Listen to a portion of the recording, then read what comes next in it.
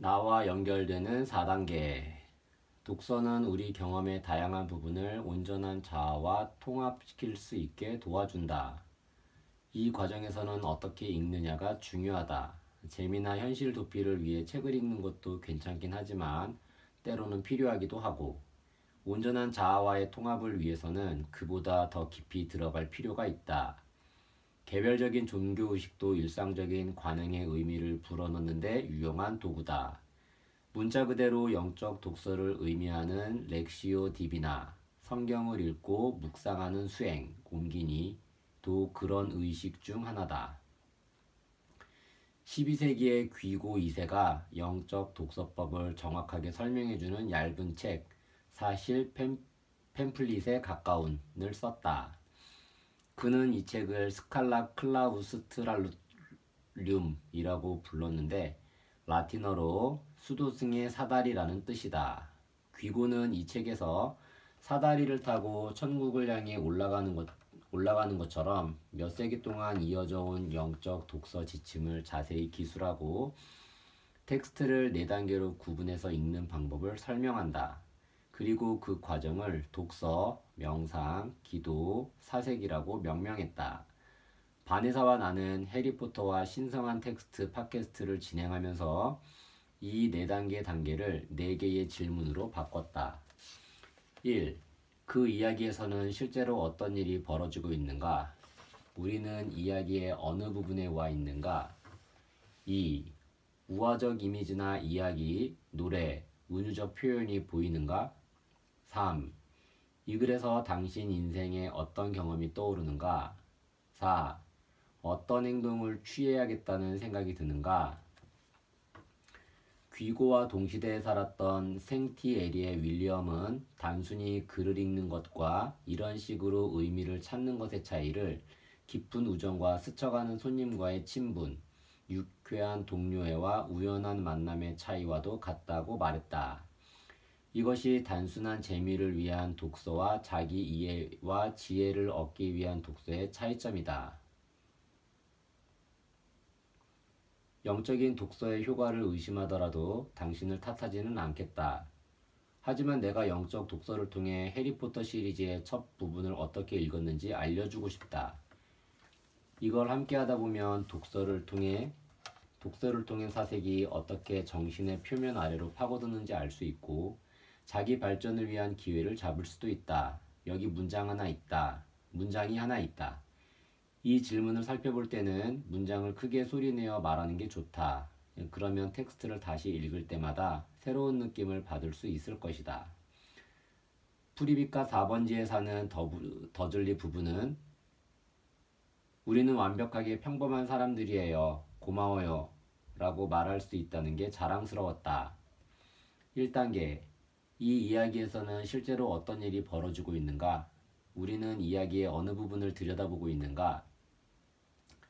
마법 세계를 처음 접하는 사람도 함께 참여할 수 있다. 우린 아직 이 첫 줄밖에 모르니까 말이다. 분명한 건 지금 더즐리 부부란 이들을 만났는데 그들은 프리벳과 4번지에 산다고 한다. 그런데 어떻게든 평범한 사람처럼 보이고 싶어하는 그들의 자기 만족적인 무뚝뚝한 태도 때문에 우리는 금방 그들을 경계하게 된다. 첫 번째 단계는 대부분 가장 간단하게 진행할 수 있으며 일상적인 독서를 할 때도 벌어지는 과정이다. 무슨 일이 벌어지는지 알 수 있을까? 좋다. 이제 다음 문장으로 넘어가야 할 시간이다. 하지만 이건 성스러운 독서 여정의 시작에 불과하다. 귀고의 사다리로 치면 가장 아랫단이다. 이제 좀 더 깊이 파고 들어가 보자. 그 문장을 다시 한번 큰 소리로 읽으면서 자신에게 물어보는 것이다. 2단계. 어떤 우화적인 이미지나 이야기, 노래, 비유가 떠오르는가? 프리빗과 4번지에 사는 더즐리 부부는 우리는 완벽하게 평범한 사람들이에요. 고마워요. 라고 말할 수 있다는 게 자랑스러웠다. 이 문장을 읽자마자 여러 가지 생각이 떠오른다. 프리빗이라는 단어는 프라이빗과 발음이 비슷하다. 그래서 사람들의 시선을 피한다는 느낌을 준다. 프리빗은 또 울타리 대용으로 자주 심는 쥐똥나무를 가리키는 말로 더즐리 가족과 독자들 사이에 존재하는 또 다른 장벽을 암시한다. 하지만 프리빗은 러시아어로 안녕이라는 인사를 의미하는 말이기도 하다. 그렇다면 모스크바에서 온 손님들은 기꺼이 경계를 뛰어넘을 의향이 있지 않을까? 사다리의 두 번째 칸에서 하는 생각 중에는 말도 안 되는 것들이 많다. 4라는 숫자도 자세히 살펴볼 가치가 있다. 4개의 면이 있는 사각형처럼 더즐리 가족도 틀림없이 뻣뻣하고 고지식한 사람들일 것이다. 음악을 작곡할 때 가장 많이 사용하는 박자는 4분의 4박자인데 이게 가장 일반적인 박자이기 때문이다. 신학교 졸업자인 나는 4를 불교의 핵심적인 가르침인 사성제, 고, 짐, 멸, 도를 말하며 인간의 괴로움, 괴로움의 근원, 괴로움의 소멸, 괴로움을 소멸시키는 방법에 대한 부처의 가르침, 옮기니와 연관짓지 않을 수 없다. 그래서 고통에 피할 수 없는 성질이나 깨달음을 얻으려면 애착을 버려야 한다는 사실을 상기한다. 또 요한계시록의 4기사, 흰색, 적색, 흑색, 청색 말에 탄 4명의 기사로 각각 질병, 전쟁, 기근, 죽음을 상징한다. 옮기니. 나 사복음서, 신약 성경에서 예수의 생애를 다룬 마태복음, 마가복음, 누가복음, 요한복음, 옮기니. 사계절, 트럼프 카드의 4세트 등도 떠오른다. 비틀즈, 크리스마스 캐럴에 나오는 지저귀는 새 4마리, 사람들이 컴퓨터 비밀번호를 만들 때 A 대신 숫자 4를 쓰는 것 등 끝없이 많은 것들이 떠오른다. 보다시피 두 번째 단계에서 당신을 제한하는 건 상상력뿐이다. 귀고는 첫 번째 단계는 음식을 입에 집어넣는 단계이고 두 번째 단계는 음식을 꼭꼭 씹어서 작은 조각으로 쪼개는 것이라고 말한다. 우리 마음이 열리면서 갑자기 텍스트의 경계를 훨씬 넘어서는 이미지와 단어에 사로잡힌다. 예상치 못한 점들을 연결하고 새로운 연관성의 층을 쌓는다. 하지만 이 단계에서는 여러 개의 아이디어를 뭉텅이로 즐기는 셈이므로 다음 단계에서는 하나하나 더 깊이 살펴보면서 영적인 의미를 찾아야 한다. 세 번째 질문에서는 텍스트를 자신의 삶과 명시적으로 연결한다. 귀고의 말처럼 다음과 같은 질문을 던지면서 우리가 선택한 구절의 풍미를 느끼기 시작하는 것이다. 3단계. 살면서 한 여러 가지 경험 가운데 어떤 경험이 떠오르는가? 프리빗과 4번지에 사는 더즐리 부부는 우리는 완벽하게 평범한 사람들이에요. 고마워요. 라고 말할 수 있다는 게 자랑스러웠다. 이 구절을 읽으면서 가장 먼저 떠오른 생각은 더즐리 부인과 더즐리 씨가 부부라는 사실이다. 나는 결혼한 지 2년이 되었는데 내가 아는 대부분의 커플처럼 우리도 둘이 있을 때면 서로를 약간 유치하고 비밀스러운 별명으로 부른다. 더즐리 부부에게도 이런 별명이 있을 것이다. 서로에게 불만이 있긴 하지만 그래도 그들은 한 팀이다. 이들은 자신들에게 늘 다정하지만은 않았던 세상에서 최선을 다해 어린 아들을 키우고 있다. 그리고 여기서 이 문장을 말하는 사람이 누구인지 궁금하다. 그 사람이 부부를 대표해서 말하는 걸까? 아니면 한쪽이 상대방의 동의 없이 주도권을 잡은 걸까? 과연 자신들이 평범한 정상인이라고 자부하는 사람이 더즐리 부부일 뿐일까? 어쩌면 그 둘 사이에는 우리가 처음에 생각했던 것보다 많은 차이가 있을 것이다. 부부가 결혼 후에 서로의 차이점을 발견한 게 이번이 처음은 아닐 것이다. 우리는 벌써 등장인물에 대해 많은 걸 파악했고 자신에 대한 별로 매력적이지 않은 진실과 마주하고 있다. 자신의 경험을 이야기에 겹쳐서 보면 더즐리 부부의 상황을 훨씬 깊이 이해할 수 있다. 하지만 지금까지는 우리의 아이디어와 성찰을 텍스트에 적용하는 수준에 머물러 있다. 아직 사다리 끝까지 올라가는 여행을 끝내지 못한 것이다. 이제 4번째 단계에서는 텍스트가 우리에게 말을 걸도록 해보자. 귀고는 이 단계가 하느님에게 우리 기도에 응답해달라고 요청하는 것이라고 했지만 바네사와 나는 그냥 텍스트가 우리에게 무슨 말을 해줄지 상상하는 걸 좋아한다. 앞에서도 말했지만 이 과정은 불편할 수도 있다. 영적인 독서가 항상 즐거운 것만은 아니다. 뭔가를 신성한 텍스트로 삼아 읽는다는 것은 곧 기꺼이 변화할 의지가 있다는 뜻이지만 그렇다고 하더라도 그 과정에서 어려움과 고통을 겪을 수 있다. 우리 마음과 상상력, 가장 내밀한 가치관을 지키기 위한 헌신이 영적인 독서를 통해 확대되지 않는다면 그건 영적인 독서를 제대로 하지 않은 것이다. 그럼 사다리의 마지막 단까지 올라가 보자. 4단계. 어떤 조치를 취해야 할까? 프리빗과 4번지에 사는 더즐리 부부는 우리는 완벽하게 평범한 사람들이에요. 고마워요. 라고 말할 수 있다는 게 자랑스러웠다. 때로 텍스트는 우리에게 삶을 변화시키라고 요구하기도 한다. 오래된 상처를 잊어야 할지도 모른다. 그래야 새로운 책임을 맡을 수 있기 때문이다. 해리포터가 위즐리 가족의 집에서 어떤 대접을 받았는지 곰곰이 생각해본 한 팟캐스트 청취자는 몇 년 동안 고민하던 입양을 결심하게 되었다고 말했다. 어떤 경우에는 간단하고 재미있는 일을 해야겠다는 생각이 들기도 했다. 예를 들어 사랑하는 사람과 멀리 떨어져 있는 상황인데 지금 바로 사랑하는 이에게 내가 사랑하고 있다는 것을 알리기 위해 문자 메시지를 보내는 것과 같다. 텍스트 내용과 거기에서 영감을 받은 행동의 관계가 반드시 논리적일 필요는 없다. 때로는 많은 용기와 사랑, 진실성을 발휘하며 살도록 유도하는 텍스트가 유쾌하고 신비스러운 방법으로 우리 마음을 움직일 때도 있다. 이 짧은 성찰을 수년간 읽어온 다양한 텍스트에 적용하면서 나 자신을 보다 깊이 알게 해준 많은 생각과 감정을 발견했다. 이런 통찰이 반드시 새로운 것은 아니지만 가끔은 그런 통찰과의 접촉이 끊어지기도 한다. 이렇게 특별한 독서를 하는 동안 나의 타고난 이기적인 태도를 계속 떠올리게 되었다. 나는 일에 완전히 몰두하는 경우가 많은데 그러면 스스로에게 만족감을 느끼긴 하지만 가장 중요한 사람들을 생각하지 못하게 된다. 의미 있는 관계를 맺으려면 시간과 관심이 필요하다는 걸 기억하자. 물론 귀고는 영적인 독서에 대해 가르쳐주는 교사들 가운데 한 명일 뿐이다. 팟캐스트에서는 성 이그나티우스의 영적인 상상, 자신을 이야기의 등장인물이라고 상상하는 연습에 대한 가르침을 통해 영적인 독서에 잘 참여하는 방법을 배웠다. 성 이그나티우스가 주창한 영적인 상상이라는 개념은 우리가 듣고 보고 만지고 냄새 맡고 맛보는 모든 감각에 세심하게 주목하도록 이끈다.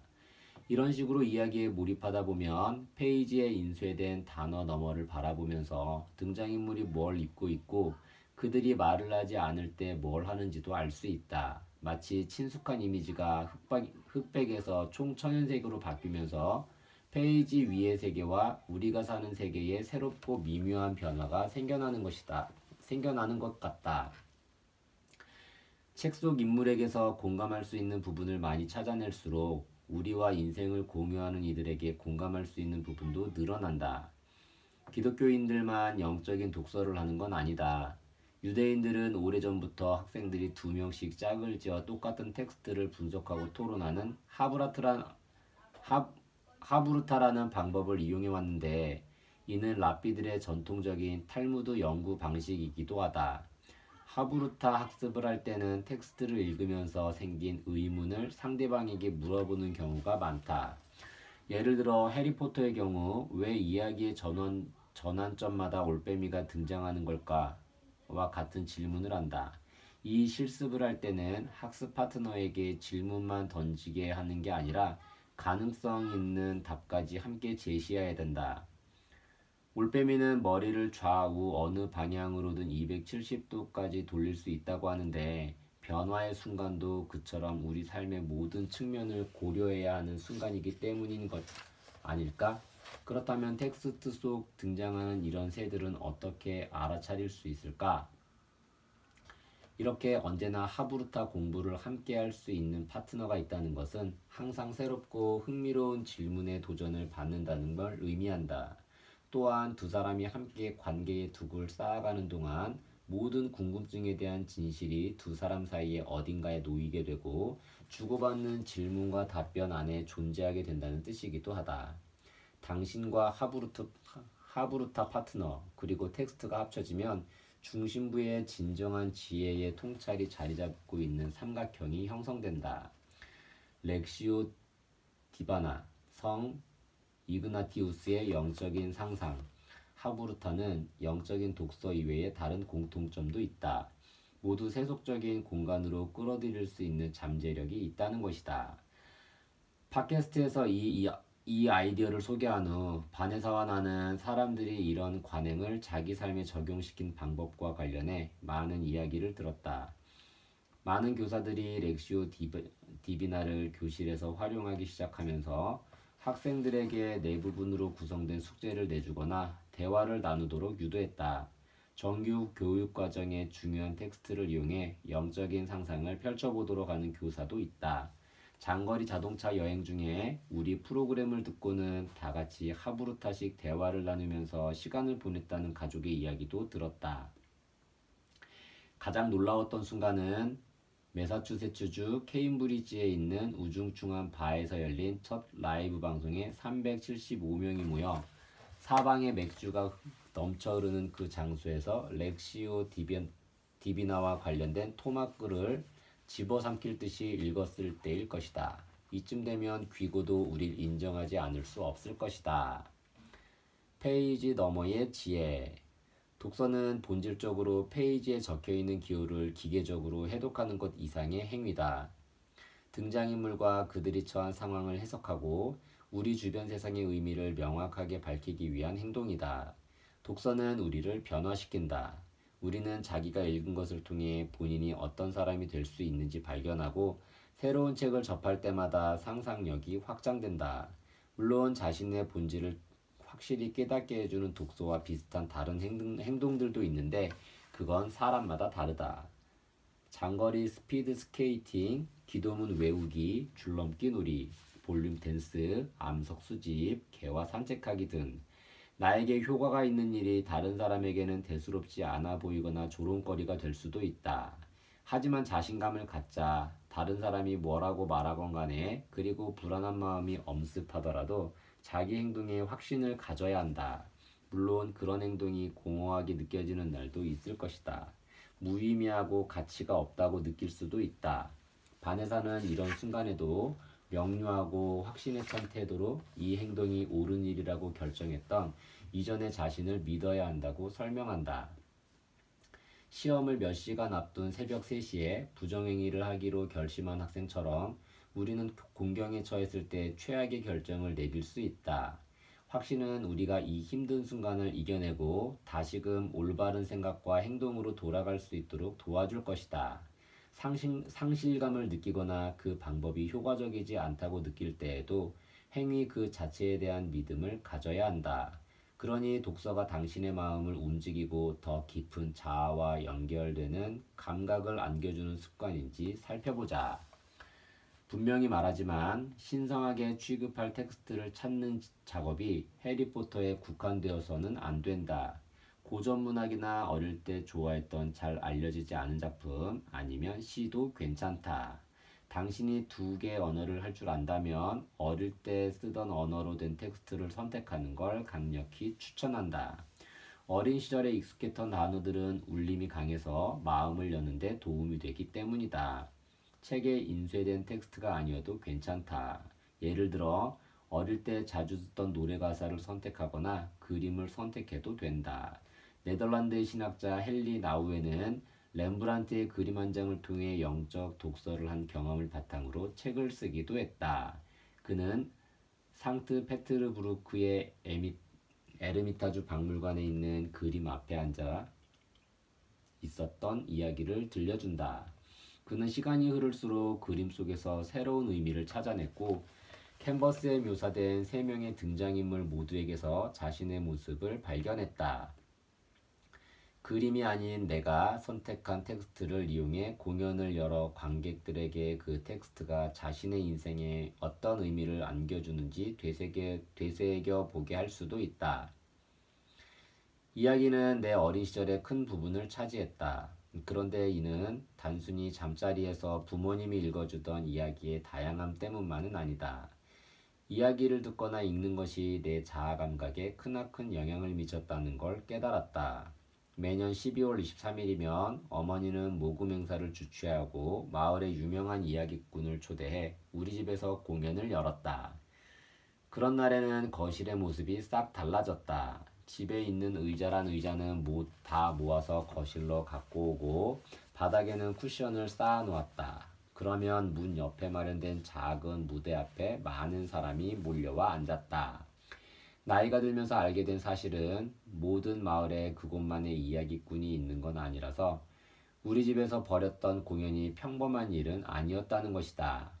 어쩌면 내가 살던 포레스트 로우의 특별함 때문이었을지 모른다. 그곳은 같은 반 친구 엄마가 염소를 산책시키는 모습을 보는 게 불가능하지 않았던 그런 곳이었다. 그러니 이야기 학교가 있어도 이상할 게 전혀 없었다. 나는 해마다 애슐리 램스턴이 찰스 디킨슨의 크리스마스 캐럴을 공연하기를 고대했다. 이야기가 우리 삶을 비추는 거울이 될 수 있다는 걸 처음 알게 된 것도 이 공연을 통해서였다. 우리는 등장인물과 줄거리를 통해 자기가 누구이고 어떻게 살아가는지에 더 많이 이해하기 시작한다. 그리고 똑같은 이야기를 몇 번씩 되풀이해서 듣다 보면 내가 어릴 때 매해 그랬던 것처럼 그때마다 텍스트의 새로운 깊이와 새로운 진실을 발견하게 된다. 또 세상 속에 존재하는 자신의 위치에 대해서도 깨닫게 된다. 당신은 크리스마스 캐럴을 인형극 버전으로 봤을 수도 있고 고전 소설 원작을 읽었을 수도 있다. 내용은 모두 같다. 크리스마스를 싫어하는 에비니저 스크루지는 사무실에 앉아 돈벌이에만 집중하면서 자기 직원인 밥 크레칫을 비롯한 만나는 모든 이들을 괴롭힌다. 그러던 어느 해 크리스마스 이브 스크루지는 얼어붙을 듯이 추운 사무실에서 귀리죽을 한 그릇 만든다. 그는 집에 들어오는 길에 현관문을 두드리는 쇠고리에서 죽은 사업 파트너인 제이콥 말리의 얼굴을 보는 놀라운 경험을 이미 한 상태다. 이에 대해서 그가 할 수 있는 말이라곤 그런 건 전부 사기야 라는 말뿐이었다. 잠자리에 든 스크루지는 갑자기 아래층에서 이상하게 짤그랑거리는 소리가 나는 걸 들었다. 그는 문을 이중으로 잠가둔 상태였기 때문에 그런 소리가 들린다는 게 더 불안했다. 그리고 그 소리는 이제 계단을 올라와 점점 침실 쪽으로 가까워지고 있었다. 말리의 유령은 귀신 같은 형상으로 무거운 현금 상자와 자물쇠, 금괴가 주렁주렁 매달린 끝없이 긴 쇠사슬을 질질 끌면서 스크루지의 침실로 들어왔다. 말리는 자신의 운명을 한탄하면서 스크루지에게 살아가는 방식을 바꾸지 않는다면 자기와 똑같은 불행한 최후가 기다리고 있을 거라고 말한다. 두려움에 사로잡힌 스크루지는 훌륭한 사업가였던 말리가 어떻게 사후세계에서 그런 고통을 겪게 된 건지 물었다. 말리는 크게 울부짖으면서 대답했다. 사업이라고? 난 사람들을 위한 사업을 해야 했어. 지금도 이야기꾼 애슐리가 이 대목에서 버럭 내지르던 고함이 귀에 생생해서 떠올리기만 해도 마음이 동요될 정도다. 이 공연이 그냥 재미있는 오락거리 정도로 보일 수도 있다. 하지만 그런 판단은 매년 이 행사를 주최한 내 어머니를 과소평가한 것이다. 사실 내 아버지도 사업가였다. 우리 집 거실에 모인 많은 사람들도 마찬가지였다. 아버지는 투자은행가였고 자유시장 경제에 대한 아버지의 사랑은 스크루지와 크게 다르지 않았다. 크리스마스 캐럴은 언제나 내게 특별한 의미가 있다. 상처받은 세상을 향해 계속 마음을 열어두지 않으면 모든 이들의 마음이 딱딱하게 굳어버린다는 걸 상기시켜주기 때문이다. 따라서 이 이야기는 단순한 오락거리가 아니라 행동을 촉구하는 글이다.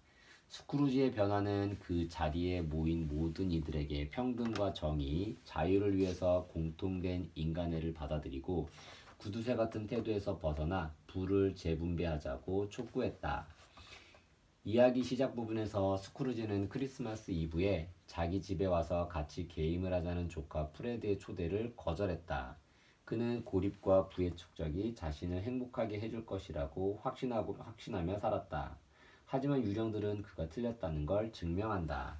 그래서 이야기의 마지막 부분에서 스크루지는 즐거운 게임이 한창인 조카의 집으로 찾아가 머뭇거리면서 묻는다. 프레드, 들어가도 되겠니? 스크루지가 집에 들어가도 되겠냐고 물어보는 것은 자신이 그동안에 한 이기적인 행동에 대한 용서를 구하는 행위이다. 스크루지는 이 행위를 통해 얼마나 많은 걸 소유했느냐가 아니라 얼마나 많은 애정을 베푸느냐를 기준으로 자신의 정체성을 다시 세웠다. 어릴 때 나는 이야기가 인생의 목적과 의미, 좋은 관계와 기쁨이 충만한 삶을 살라고 고무시키고 지시할 수 있다는 걸 배웠다. 하지만 그런 깨달음은 저절로 생긴 게 아니다. 누군가, 내 경우에는 우리 어머니가 뜻을 세우고 사람들을 모으고 엄청난 양의 크리스마스 쿠키를 굽고 매년 그 행사를 반복했기에 가능한 일이었다. 이것은 텍스트를 신성시했을 때 얻을 수 있는 지혜다. 이 지혜는 진정한 자아와 더 가까워질 수 있게 해주며 경험을 통합할 수 있게 도와준다. 그리고 자신을 똑바로 직시할 수 있게 해준다. 신성한 텍스트는 개인의 힘으로 발견하지 못하는 인생의 필수적인 진리를 발견할 수 있도록 도와준다. 또 내가 버리고 싶어하는 태도와 행동에 정면으로 맞설 수 있는 거울 역할을 한다. 이뿐만이 아니다. 우리에게 영감을 주고 되고 싶은 사람이 될 수 있게 해준다. 아마 당신은 이미 해리포터를 선택했을 수도 있고 셰익스피어의 작품이나 노벨 문학상을 받은 토니 모리슨의 작품을 선택했을 수도 있다. 아니면 전통적인 종교적 텍스트를 새로운 방법으로 읽을지도 모른다. 어떤 텍스트든 전부 환영한다. 영적인 독서 방법으로 읽으면 어떤 텍스트를 선택하든 영원한 달콤함으로 향하는 사다리를 올라갈 수 있다. 리추얼과 안식일. 갈수록 자신을 위한 시간을 내기가 점점 힘들어진다. 다양한 디지털 기기에 둘러싸여 지문인식으로 모든 걸 간단하게 이용할 수 있는 생활을 하면서도 사람들이 안부를 물으면 늘 바쁘다는 말이 가장 먼저 튀어나온다. 심지어 자신의 내적 삶이나 스스로 느끼는 감정을 인식하는 것조차 어려워진다. 예를 들어 자기가 화나고 분개했다는 사실을 알아차리지 못한 채로 며칠을 보낼 수도 있고 걱정하던 일이 끝날 때까지 일주일 내내 자기가 매우 초조해했단 사실을 모를 수도 있다.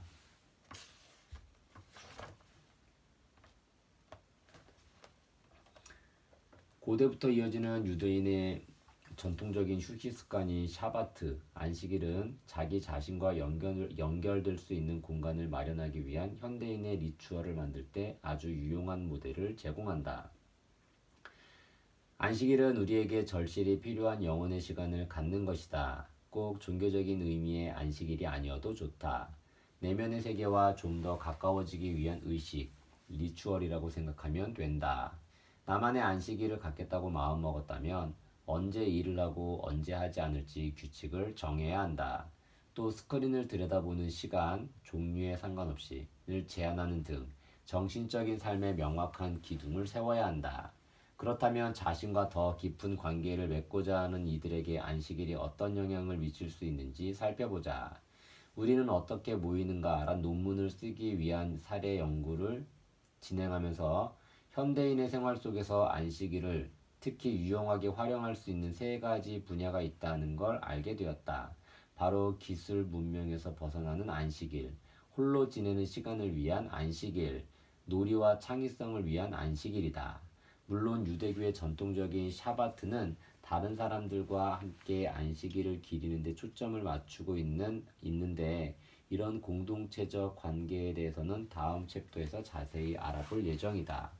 하지만 위에서 얘기한 안식일 관행은 우리가 진정한 자아와 연결되도록 돕는 데 초점이 맞춰져 있다. 기술 문명과 떨어지기. 하버드 신학교에 처음 입학했을 때 나는 스스로를 종교적인 사람이라고 생각하지 않았다. 내가 그 학교에 들어간 건 공동체 형성에 대해 배우고 싶어서였다. 그래서 이해도 안 되는 이상 야릇한 주문 같은 내용은 무시하고 유용한 정보만 얻기 위해서는 커리큘럼을 샅샅이 살펴야 한다고 생각했다. 하지만 신학교 교수들이 보여준 종교에 대한 방대하고 반직관적인 지식과 태도에 나는 몇 번이나 놀랐다. 그리고 교실뿐만 아니라 교실 밖에서 일어나는 일들도 내 상상력 확장에 많은 지대한 영향을 미쳤다. 하버드 신학교에서는 모임을 시작하기 전에 잠시 조용히 명상의 시간을 갖는 게 일반적이다. 수요일에는 학생과 교수, 교직원들이 함께 여러 학생 단체가 돌아가면서 진행하는 종교 의식에 참석했는데 거기서는 각 종교의 풍요로운 전통을 맛볼 수 있다. 이런 학습 환경 덕에 다들 서로를 더 인간적으로 대할 수 있었다. 누군가의 관점에 대해 듣기 전에 그가 어떤 인생을 살아왔는지 알면 학문적인 토론에서 훨씬 큰 성취감을 느낄 수 있다는 사실을 알게 되었다. 말하자면 나는 뚜렷한 종교색을 띤 것들이 나처럼 현대적이고 세속적인 사람에게 과연 도움이 될지에 대해 회의적이었다. 심지어 신학교에 입학한 후에도 말이다. 어느 날 도서관에서 책을 읽다가 에이브럼 조슈아 헤셸이 쓴 안식일이라는 책을 충동적으로 대출했다. 나는 이 짧은 책을 읽고 어안이 벙벙해졌다. 그전까지 나는 안식일을 지키는 유대인들의 촌락 생활에서 시작된 시대착오적인 유물이라고 생각했다. 전등도 켜지 않고 지내고 안식일에 먹을 음식은 하루 전에 미리 다 준비해 놓는다는 것은 첨단 기술에 의지한 내 생활 방식과는 전혀 무관해 보였다. 하지만 그런 첨단 기술 사용이 사실은 내 삶을 즐기는 데 방해가 된다는 걸 깨달았다. 오래전부터 아침마다 휴대폰 알람 소리에 눈을 뜨는 게 습관이 되어 그 빛나는 화면이 매일 아침 처음으로 눈에 들어오는 대상이 되어버렸다. 침대에서 일어나기도 전부터 SNS를 훑어보고 이메일을 확인하고 뉴스를 읽곤 했다. 집중력은 산산이 흩어졌고 팟캐스트를 들으면서 이를 닦을 때쯤에는 중심부의 고요함은 사라진 지 오래였다. 중독은 좀 과장된 표현 같지만 자전거를 타고 등교하는 동안에도 휴대전화에서 눈을 떼지 못하는 걸 보면 문제가 있는 게 분명했다. 예술가 제니 오델이 아무것도 하지 않는 법이라는 멋진 책에 쓴 것처럼 요즘에는 아무것도 하지 않는 것보다 더 어려운 일도 없다. 헤셸의 안식일은 1951년에 출간되었는데 그 해는 초강력 접착제인 슈퍼글루가 발명되고 최초의 상업용 컴퓨터가 판매된 해이기도 하다.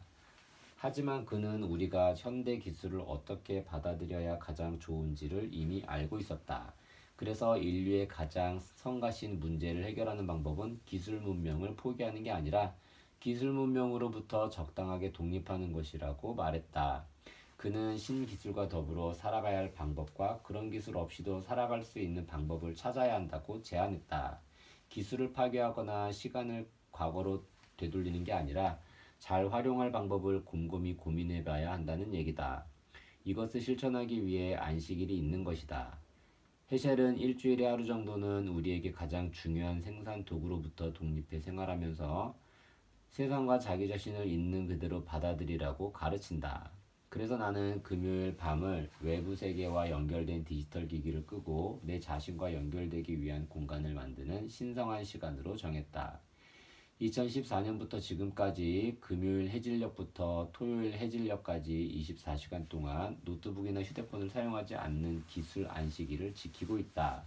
이메일도 없고 SNS도 없고 아무것도 없다. 어둠이 찾아오면 내 방 창문 앞에 서서 잠시 하늘을 바라본다.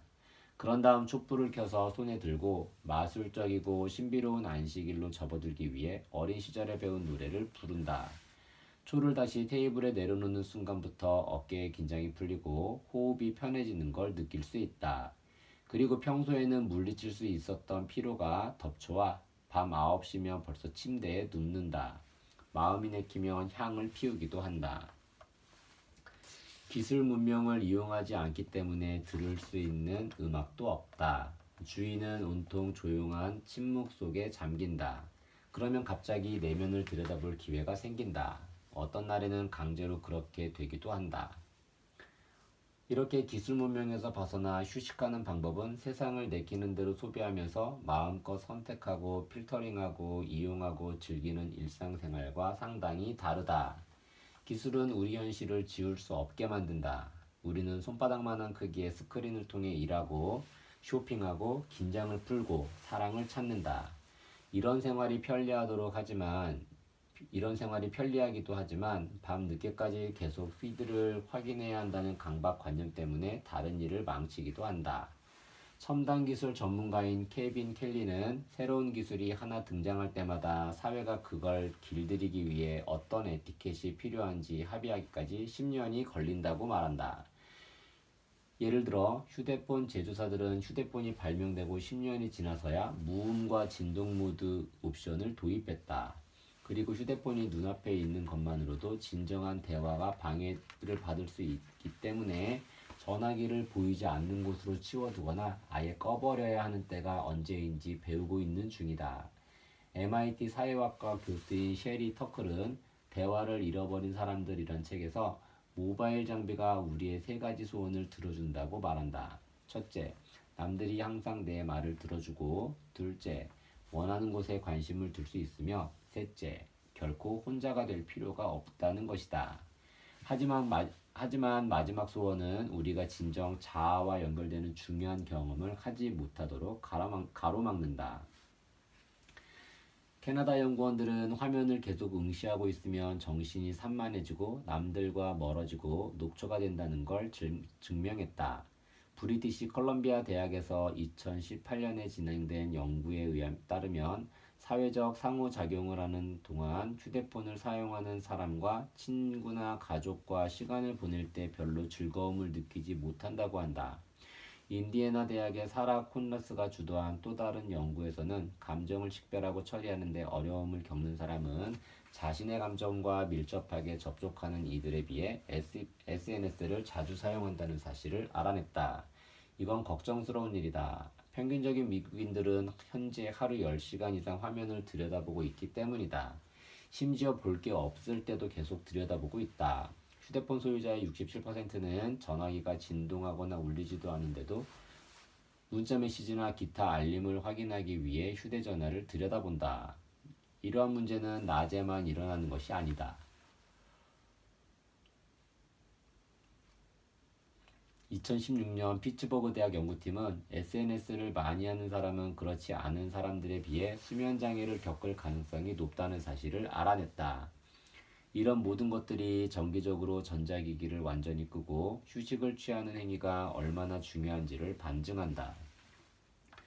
영화 제작자인 티파니 슈레이는 오래전부터 기술 안식일을 옹호해왔다. 그녀는 온라인 비디오 시리즈인 미래는 여기에서 시작된다에서 이렇게 설명했다. 난 기술을 좋아한다. 하지만 다른 사람들에게 끊임없이 반응하느라 정작 나 자신에게는 제대로 반응해주지 않는 듯한 기분이 든다.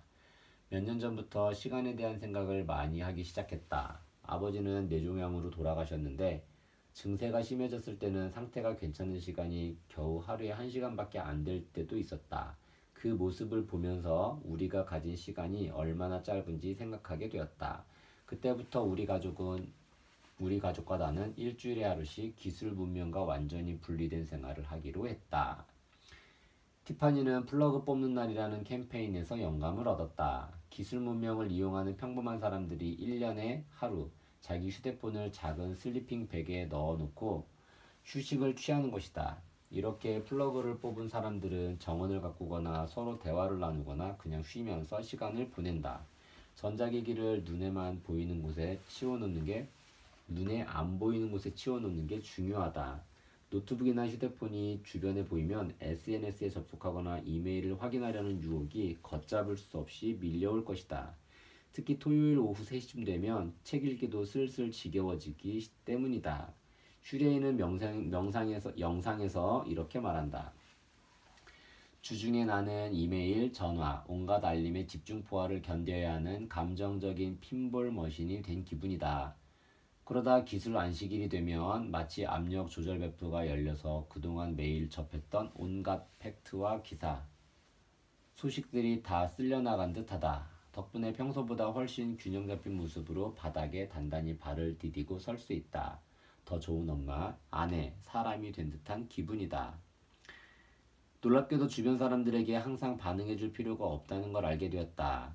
나는 이메일 서명란에 기술 안식일을 지키기 위해 금요일 해질녘부터 토요일 해질녘까지는 인터넷에 접속하지 않습니다라고 적어 놓았다.